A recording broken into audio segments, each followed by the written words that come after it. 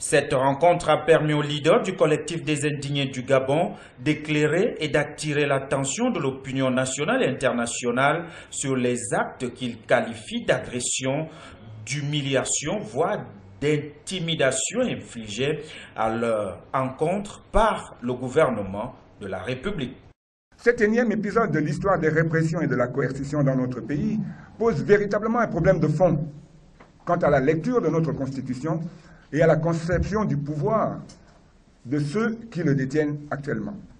Le porte-parole, Grégory Ngouaminta, s'est également interrogé sur notre loi fondamentale, à savoir la Constitution, qui, selon lui aujourd'hui, ne garantit plus toutes les formes de liberté.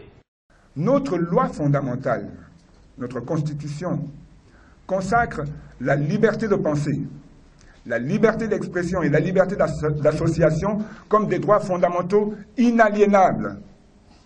Dès lors, considérer que nous ne pouvons jouir de ces droits que selon le bon vouloir d'un citoyen comme nous, fût-il ministre, relève d'une conception absolument stalinienne de la démocratie.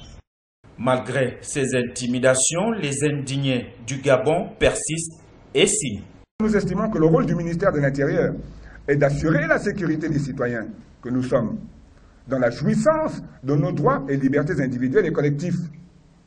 Il ne saurait en aucun cas être question désormais de nous en priver en assimilant délibérément le trouble de l'ordre établi au trouble de l'ordre public. Par conséquent, le Front des indignés du Gabon, résolument déterminé à se réapproprier sa souveraineté et à faire respecter sa dignité, affirme solennellement qu'il continuera son combat par tous les moyens nécessaires et quoi qu'il nous en coûte. Bref, le combat continue.